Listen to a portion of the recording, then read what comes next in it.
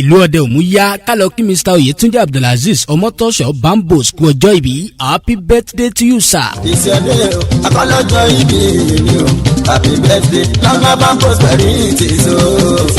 ìbá o àti o happy birthday ẹ̀mí ẹ̀ á ṣe fún wọn. bẹ́ẹ̀ni ọdọọdún ní sápóríwé ọdọọdún làárọ̀ mọ̀bì lórí àtẹ. ọlọ́jọ́ ìbí tòní Mr. Oyetunji Abdulaziz Omotosho Bambos bẹ́ẹ̀ tún ṣe lé lọ́dún báyìí lónìí ọjọ́ 22 oṣù kẹsàn-án ọdún tá a wà yìí 22nd September àkínyìnkú ewu ọjọ́ ìbí o we say many happy returns of the day. ọlọ́jọ́ ìbí ìjọ pẹ́ẹ́rẹ́ dà o. àbí mo dúdú. ọmọ jójó kẹ́ máa jẹ́ kí n gbọ́. máa dùn kẹ́lẹ́kẹ́. má jẹ́ kó lè má jẹ́ kó lè ní mẹ́lọ́mẹ́lọ́. ọlọ́jọ́ ìbí dùn. ìjọ ọgbẹ́ ni o lè kó mọ́lẹ̀. ọlọ́jọ́ ìbí dùn.